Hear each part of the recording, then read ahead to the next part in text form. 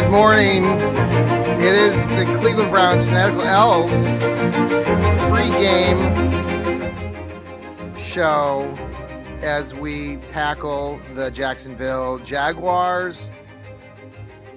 Good morning, everybody. It's 10:37 Eastern, 9:37 Central. Coming on a little early today here on the Fanatical Elfz, but we wanted to come early because many of us are going to be doing various things, watching the game in a little bit. And we're having some technical issues.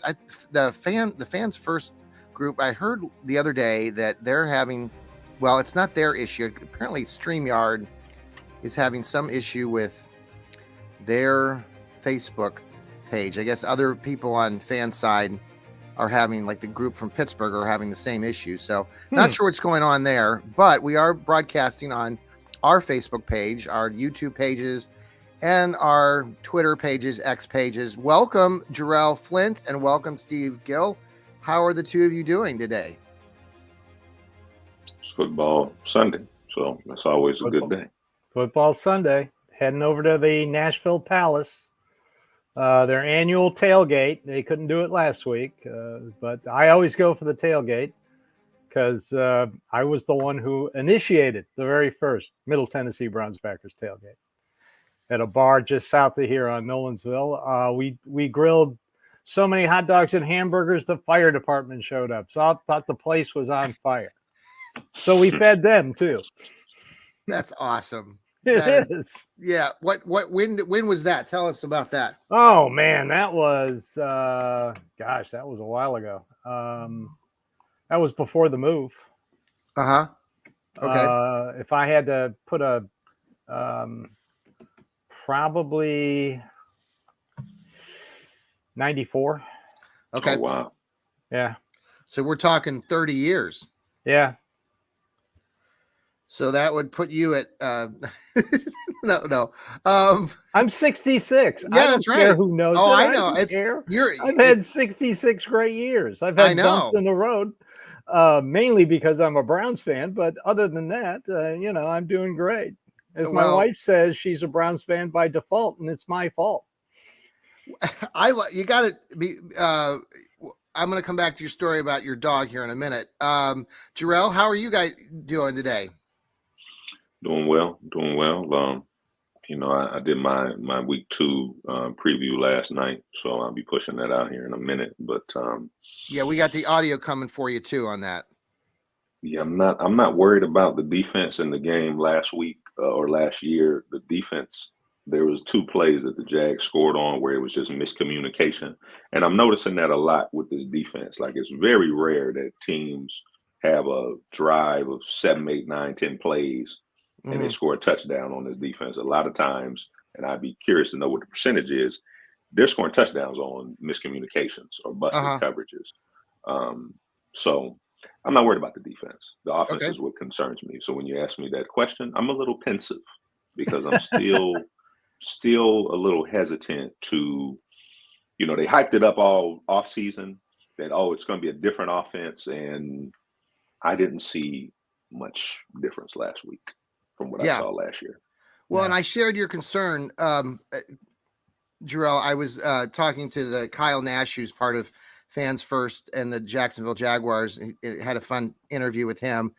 Shout out to him, Kyle. Thanks for being part of that yesterday.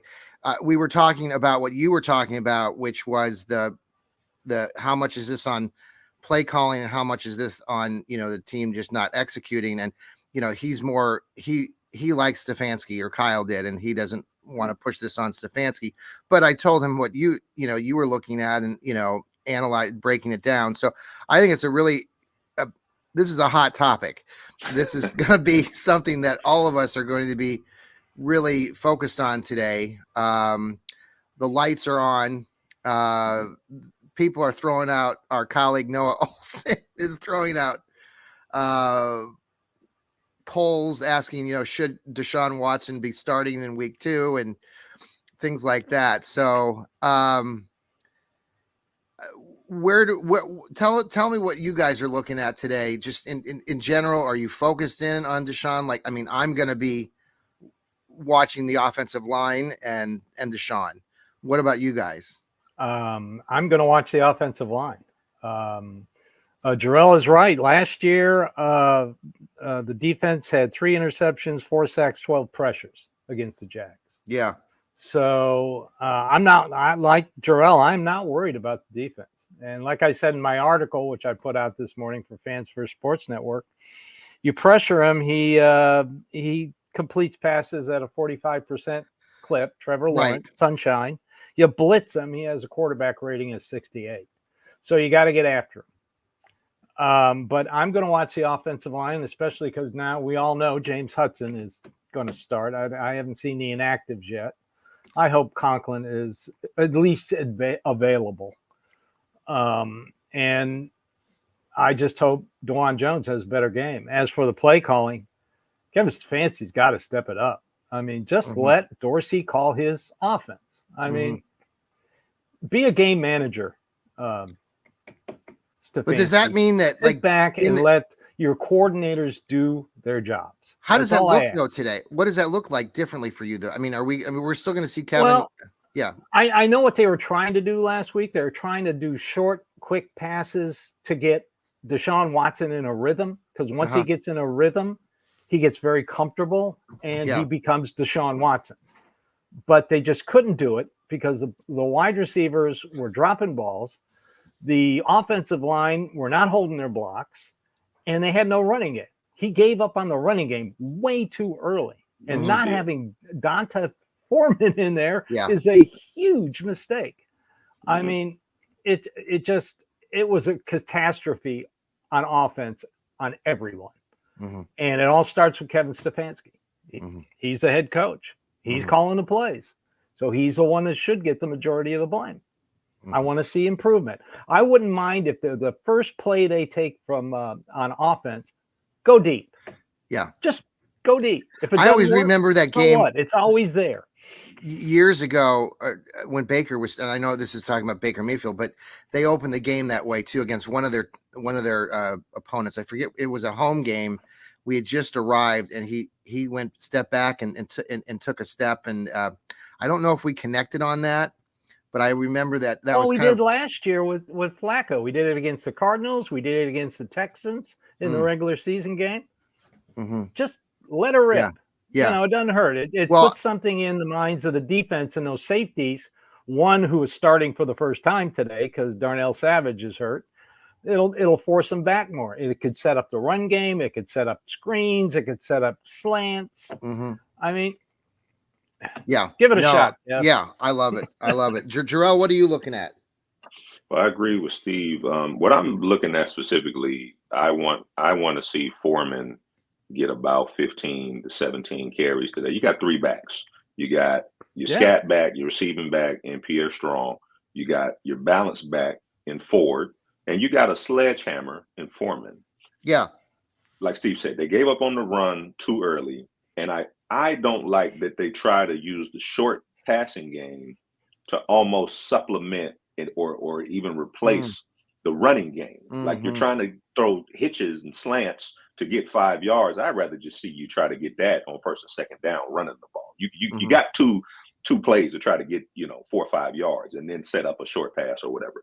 But I want to see the Browns play an AFC North brand of football. What do I mean by that?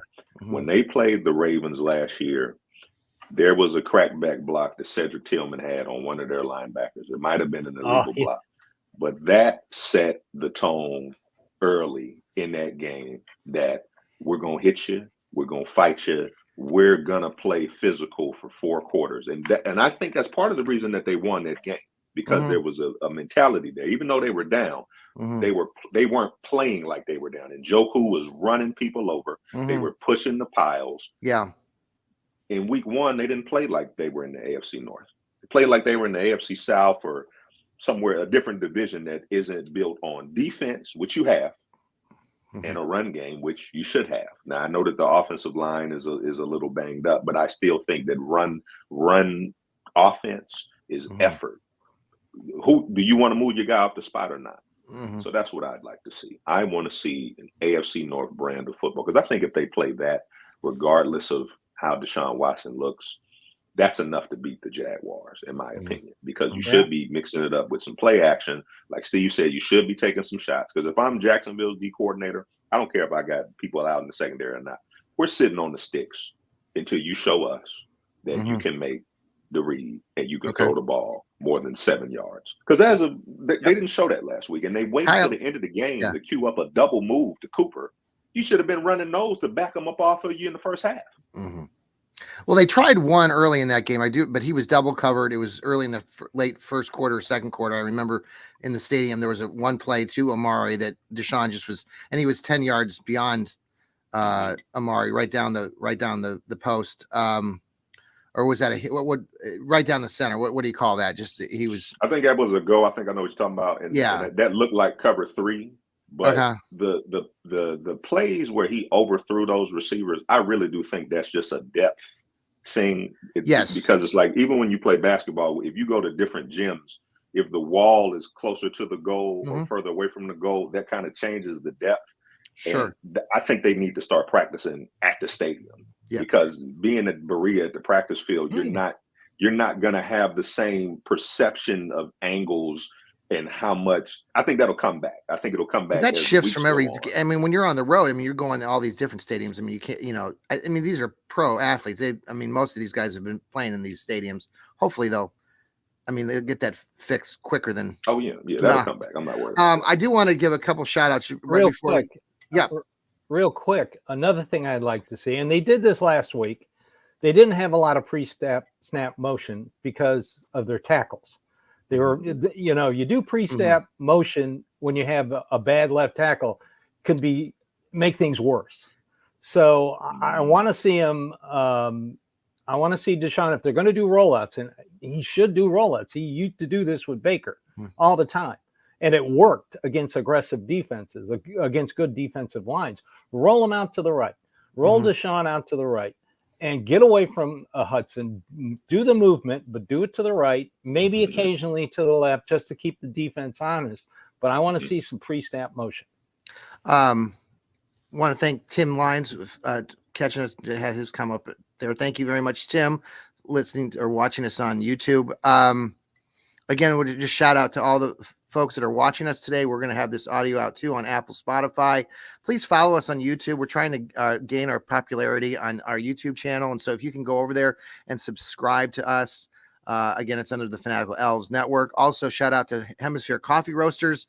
They shake the hand of the coffee farmer. Thank you for sponsoring us. If you guys go buy their coffee, we get 15% of that back to help us here at the Fanatical Elfz. So thank you very much for that.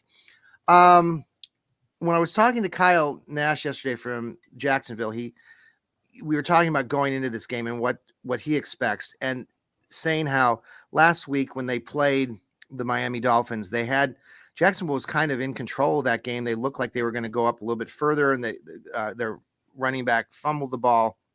Miami, to their credit, came back and won that game. And he was just saying that if Jacksonville had won that game, the way that it was looking, or if Jacksonville had blown them out, that going into this game, it's their home opener, that maybe Jacksonville would take Cleveland a little bit less seriously. But now they're saying the feeling they have down there in Jacksonville is that the players are mad, they're pissed, they shouldn't have lost to Miami, so they're going to take it out here on Cleveland. And that's what we focused on, that we're talking about what we need to do, but also Jacksonville at the same time is going to be, they want to beat up somebody, and they want to take advantage of our offensive line.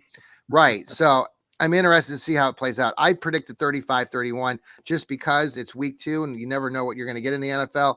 And for whatever reason, I think, it could be one of these offensive shows, but he predicted 21-13 Jacksonville winning this game. Where do you see that going today, as far as what range of score? Do you think it's going to be a defensive battle? The interior is going to really be the key of that. The other thing that he brought up was turnovers. I think you already mentioned this, maybe Jarrell, or what, in that game against Jacksonville, we caused 4 turnovers in that game. The last time we played them, I want to say it was even turnover, 3 and 3. We turned the ball over 3. They turned the ball over 3. So he's expecting. But that's good. Yeah. I mean, either win the turnover or have it at, even. Yeah. Anybody Flacco wants threw to a also bad comment? interception. He threw a horrible interception. So that was Yes. one of them. So what do you Yeah. think, Jarrell? What do you expect today? Do you think that we're going to see some turnovers? Do you expect both teams to be cleaner? It's week 2. There's usually some changes. Yeah, I expect them to be cleaner, but I think if you're Cleveland, you like a high scoring game should really only come from the defense getting a couple of pick sixes or something like that. Mhm. You need to be pounding the ball, controlling the clock, and if it's a situation where you aren't in sync again or the tackles are causing you problems, Mhm. just punt it and let your defense do its thing.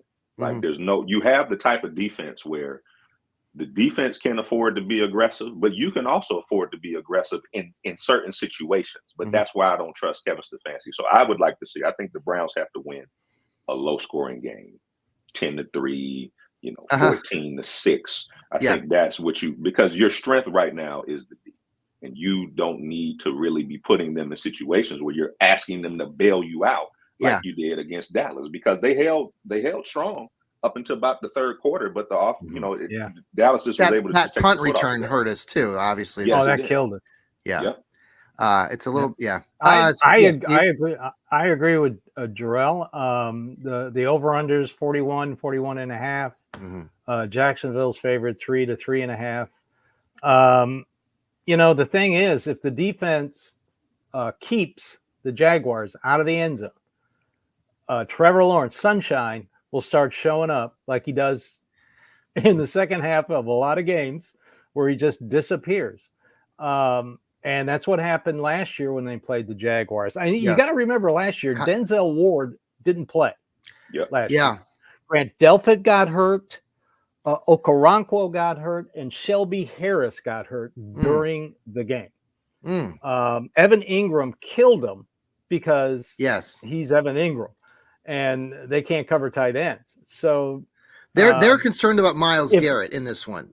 We talked about they Myles. should be, They are very he's a little concerned about angry. Myles. Now I'm worried about But Myles because I think you, he's got a foot injury, and I'm wondering how that's going to play on he's out. fine.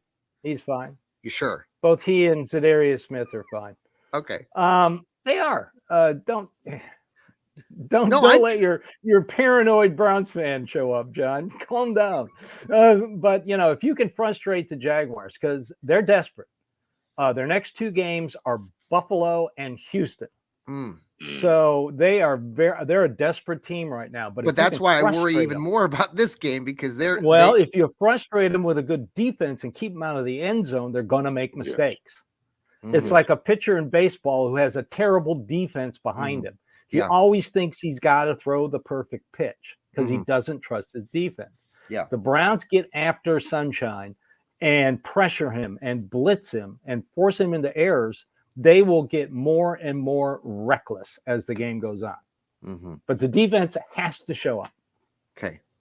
Let's pause here for a quick break. We are the Fanatical Elfz Network. This is our Browns pregame show as we look to them playing the Jacksonville Jaguars in a couple of hours. We'll be right back.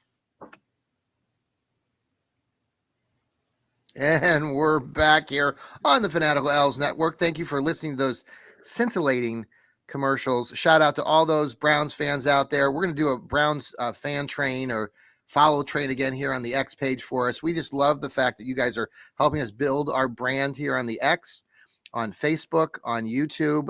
We got some great colleagues here.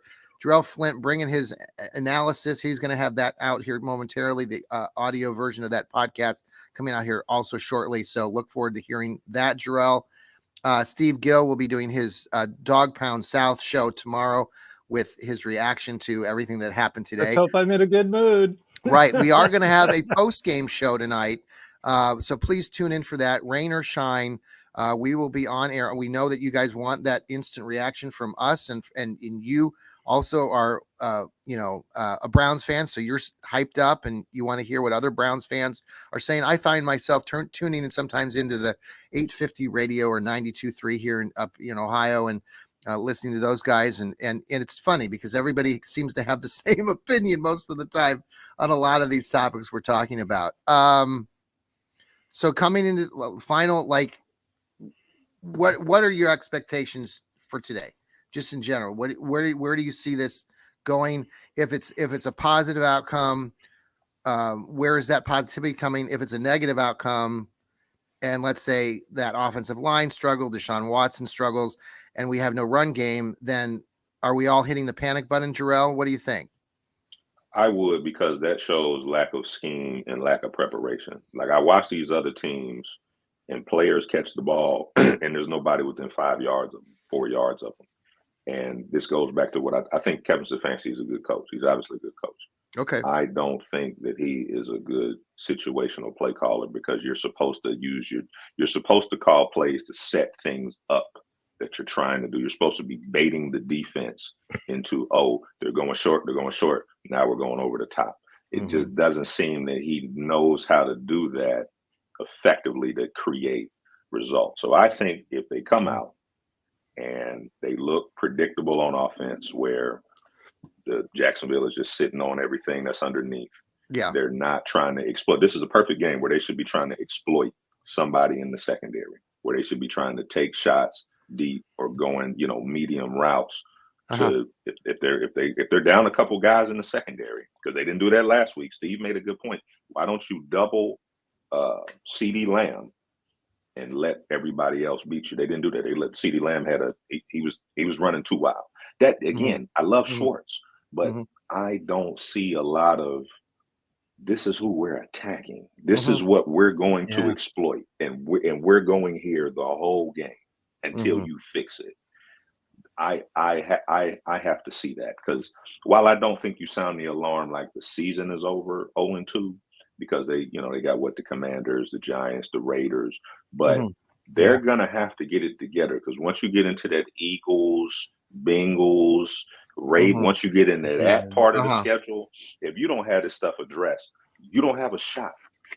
You don't have a shot. No, Steve. That's great points. Excellent points. They got to show some semblance of offense. Kevin's got to do something a little different. The Jaguars defensive coaches looked at that game one, and so you got to change it up. You got to be unpredictable. I know he's steady Eddie, but he needs to roll the dice, because yes, Jacksonville is desperate, but so are the Browns. I mean, they have a fairly easy schedule after this until they hit a rough patch. But you look at the other games. Pittsburgh could be 2-0. Baltimore could be 1-1. Bengals at Chiefs. I'm not looking for them to win, because something's still wrong with Joe Burrow's wrist. It is. I mean, he was messing with it the entire game. I watched the game, and he's having trouble. But he is. So if the Browns can pull this out today, they're going to have to rely on their defense. And I agree with Jarrell. Jim Schwartz needs to get one thing right and keep doing it until Jacksonville stops him. And he's got to figure out a something, because the offense can take advantage of this secondary. They play a lot of man. They play a lot of cover one. So it will lead to open receivers. I mean, you've got Amari Cooper, Jerry Jeudy, and Elijah Moore. Yes, that you can exploit this secondary. Are you worried about the tight end? The tight end position with what is it? Akins is going to be our starter. And by the way, he's a UCF Central Florida guy. I guess when I was talking to Kyle Nash yesterday, he played with Deshaun in Houston, so yes, we know each other. So Kyle I'm Nash, not really worried about it. I'll say he mentioned too about going back to Deshaun just for a quick second. He was saying, do you remember the preseason game that we played Jacksonville? Was it a year ago? We went down to Jacksonville and played them in preseason. Either a year ago or 2 years ago. Kyle was mentioning, and he's interviewed or been around Deshaun, I think even prior to that, like when he was at Clemson and stuff. And do you remember the game when Deshaun, I know I'm all over the place right now, but do you remember when Deshaun was with Houston and he was able to break down, it got some highlights on ESPN because he got into this interview with somebody after a game and he broke down all of the sophistication of the play. Do you remember that? It was kind of got into the ESPN. It was kind of a news thing. And because people were like, man, he really broke it down. I kind of remember that. Anyway, Kyle was saying that when he saw him play Jacksonville in that preseason game last year or whatever, he just said he didn't seem like his old self. And I know he's not going to not be that old self. Hopefully he'll show up today. But Akins is going to be our backup tight end. Do you expect him to be involved much beyond, like you mentioned, Judy and Cooper and all these guys? Do you think they might try to use the tight end still, even though Njoku's not there? I think they'll use yeah Akins, but they also might use the running backs more. I mean, we want to see Foreman, right, you got Jarrell? 3 running backs who can catch the ball. So go ahead, Jarrell. No, I'm sorry. I mean, cut you off, but I think this is a perfect time to. Somebody in our group chat was saying they think Jamari Thrash is going to be a star. Somebody said that. I don't know who said that, but they got Tillman, they got Thrash, and then they got obviously the top 3. When you're going empty, why are you splitting forward out and splitting the tight end out? Why don't you just put 5 receivers out there? If that's what you're going to do, where are these packages? I saw one of those breakdowns you had. I know I listened to your show the other day and that you were talking about that. You're going to see the Jags do it right from the start. Doug Peterson loves to do the spread. He loves putting ATM in motion. He loves putting a wide receiver or a tight end in both slots. I mean, the Browns better be ready for this because he's going to spread them out. Change the subject a little bit. JOK, I just saw it come through on X page. He's going to be wearing the helmet extender protector. Yeah, I guess that's a new. I didn't realize that players are allowed to do that, and I guess he's supposedly going to be the first Browns who's going to do that today. It's a way to protect the players, and I know TJ Watt one of the Watts was complaining about it and kind of being snarky earlier in the week, and I don't know what you guys think. I mean, maybe it looks funny according to some people, but if it's going to help these guys stay away from getting concussed and things like that, I'm all for it. What do you guys think? Help Denzel Ward in training camp. He started game 1. Mm-hmm. So I love it. Yeah. Good for Delpit. Yeah. I just saw that come across. It looks like they're going to be wearing the dark uniform tops and the brown and white bottoms. Is that what they wore last week? Yeah. Same thing last week. Okay. Yeah, I think they wore that last week because there's some graphic out there that shows what their record is in certain unis. Yeah, what's their record in this one? I think it's close to 500. They have the best record from what I remember in the brown tops with the orange pants. Yeah, dang. I want to go back to those orange bottoms. Record. Final thoughts today, guys, before we leave everybody. We are going to have a post-game show, rain or shine, so make sure you tune in. I know you're going to want to listen to that because we'll all be hyped up. So final thoughts. Steve, I just want a clean game. Like Jarrell says, I want the defense to show up. And I just want to see some creativity in offense. That's all I want. Just give me a little creativity, something different. Give me Come on, Kev. You know you can do it. You can do it. Yes. And I want to see the offensive line play a lot better and run the ball, keep running the ball, run the ball, run the ball, run the ball. Yeah. But this isn't a running league. You'll hear people complain about that all the time when I would write for Doug Daly. They'd always say, well, this isn't a running league anymore. I said, 15 to 17 carries for Foreman. I agree wholeheartedly with that. Jarrell, what do you think? Final thought. I agree. I mean, again, you're in the AFC North. You got a top 5 defense. You haven't had that probably since the 80s. I think Deshaun Watson should stay under about 25 pass attempts. I think that's too many. 20 to 25 is probably the sweet spot. Let your defense play the field position game. And like Steve just said, run the ball, pound the ball. You got 3 backs because let me say it calmly. When Chubb comes back, is Watson gonna throw the ball 45 times? Because that's not a good recipe with Chubb. Finishing last year, I'm sorry to cut you off, but finishing last year wasn't Flacco throwing the ball 40, 45 times, right, Jarrell? Probably was, and that's why they lost against Houston. They didn't. They tried to do what they did in the whatever that was, week 14 or 15 game, Houston was ready for that. That was just that was a piss poor game plan. And I don't blame Flacco for throwing those passes. I blame Stefanski for dialing those up. Situationally, you didn't have to dial those up. You could have played the field position game, and when you needed to take a shot. They were just being aggressive to be aggressive, but it's a reckless aggressiveness. It's not strategic like what we were talking about. It has to be strategic. It's interesting. We're still talking about, I've been wishy-washy on Stefanski myself over the years. And Steve, you've been a real proponent of Stefanski. Jarrell, you're a little bit more, skeptical. Oh, he's starting to get on my nerves. So it's interesting. It's just so funny because I wasn't expecting that from you, Steve. But again, I'm a realist, John. If I see something I don't like, I'm going to tell you. I've always been a realist. You keep saying I'm an optimist, but I'm not an optimist. I'm not a pessimist. I'm a realist. And after watching that game, Kevin Stefanski needs to step up. Okay, but and Steve, do a better job of play calling. All right, but I can counter the counter to that. I'm not saying I believe this, but I'm saying is a lot of times you guys will come back, or Steve, you'll say it's only week 1. And so that's what it is. Yeah.